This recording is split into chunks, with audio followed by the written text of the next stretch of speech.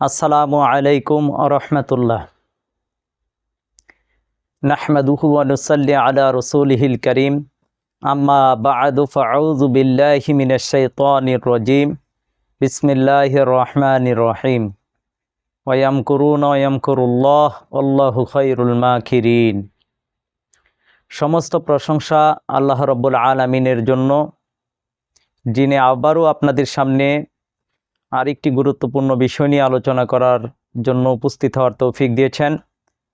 সালাতু সালাম বর্ষিত হোক বিশ্ব মানবতার মুক্তির মহান দূত রহমাতাল্লিল আলামিন নবীজির উপর, যে নবীজির আনিত জীবন আদর্শ মানা এবং না মানার মধ্যে রয়েছে জান্নাত এবং জাহান্নামের ফয়সালা, সেই নবীজির উপর দুরুদ সাল্লাল্লাহু তাআলা আলাইহি ওয়াসাল্লাম। প্রিয় দিনী ভাই ও বোনেরা, আমাদের আজকের আলোচনার বিষয়বস্তু হচ্ছে সারা দেশে সাম্প্রদায়িক দাঙ্গা বাঁধানোর গভীর ষড়যন্ত্র। মুসলিমরা এখনই সাবধান হন। চতুর্দিকে ষড়যন্ত্র আর ষড়যন্ত্র চলছে বাংলাদেশকে নিয়ে। আপনারা জানেন, সাম্প্রতিক সময়ে বাংলাদেশকে অস্থিতিশীল করার জন্য এবং বাংলাদেশে সাম্প্রদায়িক দাঙ্গা লাগানোর জন্য একের পর এক ষড়যন্ত্র চলছে। এই তো মাত্র কিছুদিন আগেও আপনারা জানেন, নর্থ সাউথ ইউনিভার্সিটিতে অপূর্ব পাল কর্তৃক কোরআন অবমাননার যে ঘটনা ঘটেছে, পরবর্তীতে রাজধানীর ইউনিভার্সিটিতে রাসূল সাল্লাল্লাহু আলাইহি সাল্লামের অবমাননা একই সূত্রে গাঁথা। সাম্প্রদায়িক দাঙ্গা লাগানোর একের পর এক চেষ্টা করেই যাচ্ছে ভারতের সাম্প্রতিক সময়ে বাংলাদেশকে অস্থিতিশীল করার জন্য, বিশেষ করে নির্বাচনকে সামনে নিয়ে কিভাবে বাংলাদেশকে অস্থিতিশীল করা যায় সেই গভীর ষড়যন্ত্র চলছে। তারই ধারাবাহিকতায় আপনারা জানেন, বাংলাদেশের আন্তর্জাতিক বিমানবন্দর শাহজালাল বিমানবন্দরে যে আগুন দেওয়া হয়েছে, যেখানে হাজার হাজার কোটি কোটি টাকার মালামাল পুড়ে ছাই হয়ে গেছে, যেটি বাংলাদেশে এর আগে কখনো কোনো মানুষ দেখেনি। অস্বাভাবিক এবং পরিকল্পিত একটি ঘটনাই শাহজালাল আন্তর্জাতিক বিমানবন্দরের আগুন লাগানোর ঘটনাটি।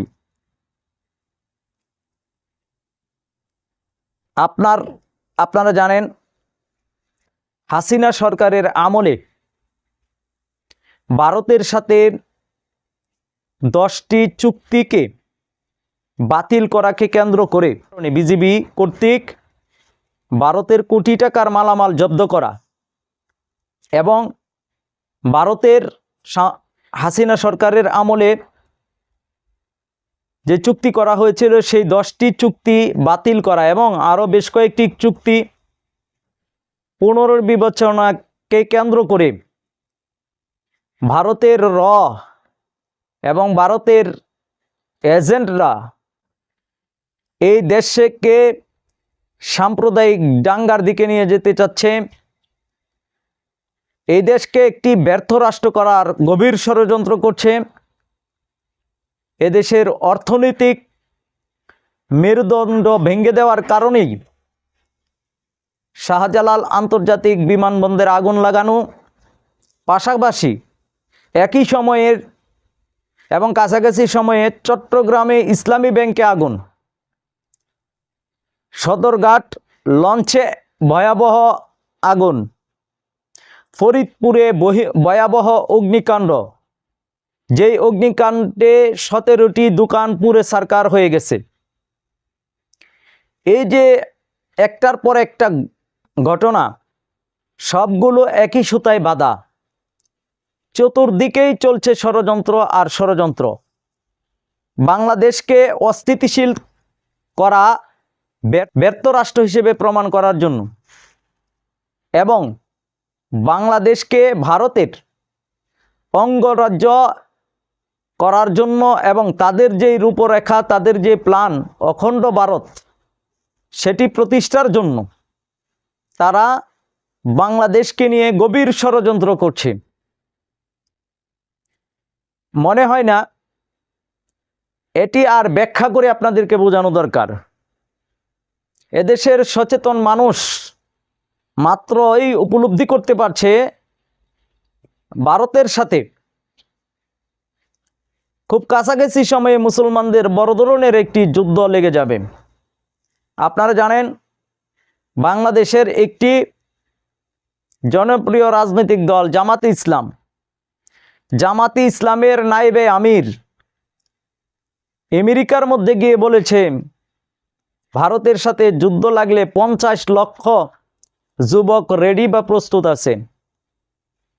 উনি কাকতালীয়ভাবে এই বক্তব্যটি দেয়নি, উনি একটি দলের নায়েবে আমির হয়ে দায়িত্ব নিয়েই কথাটা বলেছেন এবং এভিডেন্স তথ্য নিয়েই কথাটা বলেছেন। তারা জানে ভিতরের অবস্থা, জানার কারণেই উনি জানে যে পররাষ্ট্র মন্ত্রণালয়ের পক্ষ থেকে চাপ আসবে, দেশের ভিতর থেকেও চাপ আসতে পারে, বহির্বিশ্ব থেকে চাপ আসতে পারে। তথাপিও তিনি চরম সত্য কথাটি বলেছেন, কারণ তিনি উপলব্ধি করতে পেরেছেন যে ভারতের সাথে, ভারতের উগ্র হিন্দুত্ববাদীদের সাথে মুসলমানদের একটি যুদ্ধ প্রতিশ্রুত, সেই গাজওয়াতুল হিন্দের যুদ্ধ অবিসম্ভাবী এবং এই যুদ্ধ ঘটবেই। যদিও 2017 সাল থেকেই ইমাম মাহমুদ এই বিষয়ে মুসলিম উম্মাকে সতর্ক করে আসছে যে আসন্ন গাজওয়াতুল হিন্দ এবং তৃতীয় বিশ্বযুদ্ধ। প্রথমে এই বিষয়টিকে আমরা উপলব্ধি করতে না পারলেও সময় যতই অতিক্রম করছে গাজওয়াতুল হিন্দ ততই ঘনিয়ে আসতেছে। বর্তমান পরিস্থিতি, উগ্র হিন্দুত্ববাদীদের বাড়াবাড়ি, তাদের দাম্ভিকতা আর অহংকার, মুসলিমদের প্রতি তাদের যে নির্যাতন, মুসলিমদের প্রতি তাদের যে বিদ্বেষ, সেটি যে এক চূড়ান্ত এবং রক্তক্ষয়ী যুদ্ধের দিকে নিয়ে যাচ্ছে সেটি কিন্তু বলার অবকাশ রাখে না। যদিও এই যুদ্ধটি মুসলিমদের পক্ষ থেকে না, আল্লাহর রাসূল সাল্লাল্লাহু আলাইহি ওয়াসাল্লাম খুদ 1400 বছর পূর্বেই মুসলিম উম্মাকে সতর্ক করেছেন যে ভারতের মুশরিকরা এবং তাদের সাথে নামদারি মুনাফিকেরা ঐক্যবদ্ধ হয়ে মুসলমানদের বিরুদ্ধে এক ফিতনার সৃষ্টি করবে এবং সেই ফিতনা থেকেই এক যুদ্ধ, যেটি প্রতিশ্রুত যুদ্ধ গাজওয়াতুল হিন্দ, সেটির দামামা বেজে যাবে এবং মুশরিকদের সাথে মুসলমানদের এক রক্তক্ষয়ী যুদ্ধ সংগঠিত হবে, যেটি হাদিসের ভাষ্য, যার বাস্তবতা আজকে আমরা লক্ষ্য করছি। পরিস্থিতি খুবই ঘোলাটে হচ্ছে, দিন যত যাচ্ছে ততই তারা ভারতীয় মুসলমানদের উপর এবং বাংলাদেশের মুসলমানদেরকে নিয়ে ষড়যন্ত্র করছে, ইভেন বাংলাদেশকে নিয়ে তারা ষড়যন্ত্র করছে। আর তাদের ষড়যন্ত্রের হাতিয়ার হিসেবে এই দেশের কিছু অজ্ঞ ক্ষমতালোভী নামদারি মুসলমানেরা তাদের হাতের পুতুল হিসেবে ব্যবহৃত হচ্ছে এবং তাদের এজেন্ডা বাস্তবায়নের জন্য কাজ করে যাচ্ছে। যদিও তারা জানে না এটি হচ্ছে আল্লাহর রাসূল সাল্লাল্লাহু আলাইহি ওয়াসাল্লামের বলে যাওয়া সেই গাজওয়াতুল হিন্দের যুদ্ধ। এখনো নামদারি মুসলমানেরা উপলব্ধি করতে পারছে না যে গাজওয়াতুল হিন্দ কতটা সন্নিকটে এসে গেছে, যেখানে মুসলমানেরা মনে করে এখনো গাজওয়াতুল হিন্দ আরো কত শত শত বছর পরে, হাজার হাজার বছর পরে অনুষ্ঠিত হবে। তাদের জন্য আফসোস, তারা যখন চোখের সামনে দৃশ্য দেখার পরেও যখন তাদের ঘুম ভাঙ্গে না, যখন মুসলমানদের বাড়িঘরগুলোকে বুলডোজার দিয়ে গুড়িয়ে দেওয়া হচ্ছে, মুসলিম মা বোনদেরকে ধর্ষণ করা হচ্ছে, মুসলিম যুবকদেরকে হত্যা করা হচ্ছে, বাচ্চাদেরকে জয় শ্রীরাম বলতে বাধ্য করা হচ্ছে, গরুর গোশত খাবার কারণে মুখ সেলাই করে দেওয়া হচ্ছে, জয় শ্রীরাম বলে এক একটা দাড়ি টেনে ছিঁড়ে ফেলা হচ্ছে, বাবার চোখের সামনে থেকে মেয়েকে ধরে নিয়ে দর্শন করছে, রাস্তা দিয়ে মুসলিম মা বোনেরা যাচ্ছে, তাদেরকে ধরে নিয়ে পালাক্রমে উগ্র হিন্দু মালাউনেরা যখন দর্শন করে, যখন লাগোয়া জিহাদ, লাভ জিহাদের নামে মুসলিম মা বোনদেরকে প্রতারণার মাধ্যমে বাংলাদেশের ভিতরেও উগ্র হিন্দুত্ববাদীরা, ইসকনের সদস্যরা আমাদের মুসলিম মা বোনদেরকে দর্শন করে এবং তাদের ইজ্জত হরণ করে তাদেরকে ছুঁড়ে ফেলে দিচ্ছে, তখনও যারা উপলব্ধি করতে পারে না গজওয়াতুল হিন্দ চলমান এবং এটি ভয়াবহ রূপ ধারণ করবে। আমরা বরাবরই বলে আসতেছি, গজওয়াতুল হিন্দের যুদ্ধ চলমান, তারা যুদ্ধ শুরু করে দিয়েছে, তারা আমাদের মা বোনদেরকে দর্শন করছে, তারা বাংলাদেশকে নিয়ে গভীর ষড়যন্ত্র করছে, তারা এদেশের মুসলমানদের নিয়ে গভীর ষড়যন্ত্র করছে। আর রাষ্ট্রীয় পৃষ্ঠপোষকতায় যুবক যুবতীদেরকে ভারতে ট্রেনিং দেওয়া হচ্ছে। অগ্নিবীর প্রকল্পের কথা আপনারা হয়তো ভুলে যাননি, যেখানে 17 থেকে 22 বছরের যুবক যুবতীদেরকে রাষ্ট্রীয় পৃষ্ঠপোষকতায় 3 বাহিনীর অধীনে রেখে যুদ্ধের প্রশিক্ষণ দেওয়া হচ্ছে। যুবক যুবতীদেরকে প্রকাশ্যই ট্রেনিং দেওয়া হচ্ছে ভারতে। বাংলাদেশের উগ্র হিন্দুত্ববাদীরা ভারতে গিয়ে ট্রেনিং নিয়ে আসতেছে। যখন প্রকাশ্যেই চট্টগ্রামকে ভারতের অংশ বলে দাবি করা হয়, যখন রংপুরকে প্রকাশ্যভাবেই ভারতের অংশ বলে দাবি করা হয়, এবং বাংলাদেশকেও যখন তাদের অখণ্ড ভারতের অংশ বলে দাবি করা হয়, এবং মুরালে তথা জাতীয় সংসদের মুরালে যখন সেটি প্রকাশ করা হয়, যখন বাংলাদেশের জমিনের মধ্যে ইসকনের পতাকা উত্তোলন করা হয়, তখনও তারা বুঝতে পারে না যে গজওয়াতুল হিন্দ কত সন্নিকটে। যখন মুসলমানদেরকে হত্যা করার জন্য তারা প্রস্তুতি নিচ্ছে এবং মুসলিমদেরকে হত্যা করার প্রকাশ্য ঘোষণা দিচ্ছে, এমনকি প্রকাশ্যভাবে মুসলিম মা বোনদেরকে কবর থেকে উঠিয়ে দর্শন করার জন্য বলছে।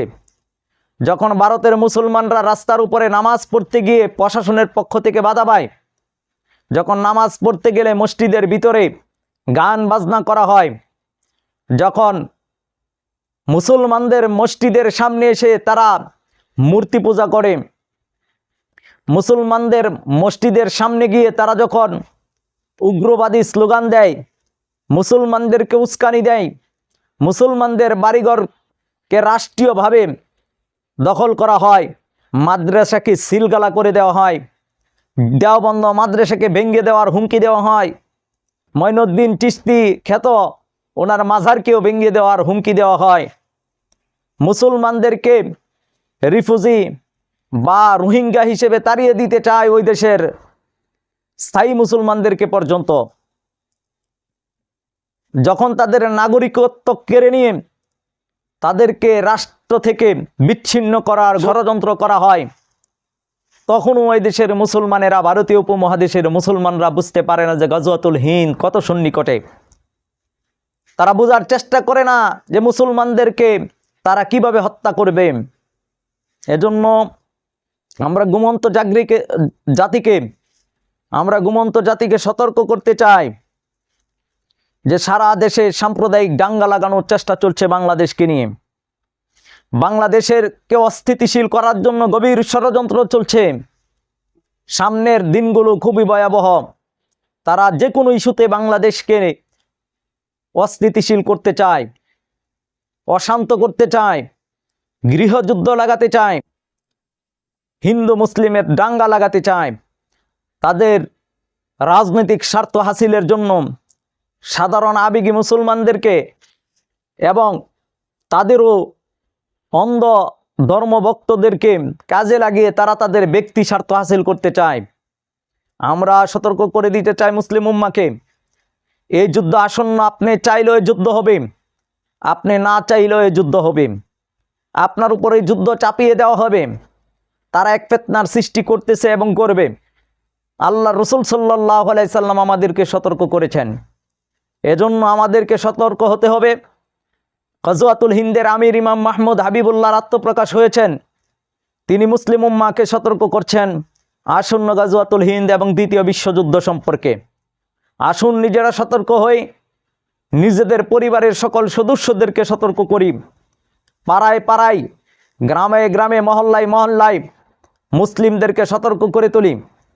মসজিদের মিম্বার থেকে আওয়াজ তুলি, মাদ্রাসা থেকে ছাত্রদেরকে সতর্ক করি, ভার্সিটির ছাত্রদেরকে সতর্ক করি, প্রশাসনের ভাইদেরকেও বলবো, এই দেশ আমার এবং আপনার সবার দেশ।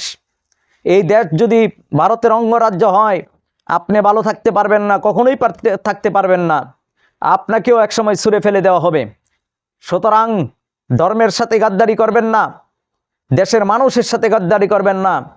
এই দেশের সার্বভৌমত্ব স্বাধীনতা রক্ষা করা আমার এবং আপনার প্রত্যেকটা নাগরিকের দায়িত্ব। ইসলামের ইজ্জত আবরুকে ধরে রাখা আমার এবং আপনার সবার দায়িত্ব। আমি আর আপনি মুসলিম হিসেবে উচিত আল্লাহর রসুল সাল্লাল্লাহু আলাইহি সাল্লাম শেষ জামানা সম্পর্কে কি সতর্ক করেছেন, কি সতর্ক বার্তা দিয়েছেন। নিজে সতর্ক যদি না হন, তাহলে দুনিয়া তো আযাব পাবেন এবং আখিরাতেও আযাবে গ্রেফতার হয়ে যাবেন। আসুন যার যার অবস্থান থেকে সতর্ক হই, নিজের প্রত্যেকটা বন্ধু বান্ধবকে সতর্ক করি, নিজের গ্রামবাসীকে সতর্ক করি, নিজের দেশের মানুষকে সতর্ক করে তুলি। নিজের দেশকে রক্ষা করার জন্য, ইসলামকে রক্ষা করার জন্য আমাদের প্রিপারেশন থাকা দরকার। মানসিক এবং শারীরিকভাবে ফিটনেস ধরে রাখতে হবে, মানসিক এবং শারীরিকভাবে প্রিপারেশন অর্জন করতে হবে। আল্লাহ তাআলা আমাদেরকে সেই তৌফিক দান করুক। এদেশের হর্তাকর্তা যারা রয়েছেন, উপদেষ্টা সহ ছাত্র জনতা সহ সবার প্রতি উদাত্ত আহ্বান থাকবে, যত দ্রুত সম্ভব এদেশের যুবকদেরকে ট্রেনিং দেওয়ার বন্দোবস্ত করেন, ছাত্রদেরকে ট্রেনিং দেওয়ার বন্দোবস্ত করেন, না হলে কিন্তু ভয়ঙ্কর শাস্তির সম্মুখীন হতে হবে।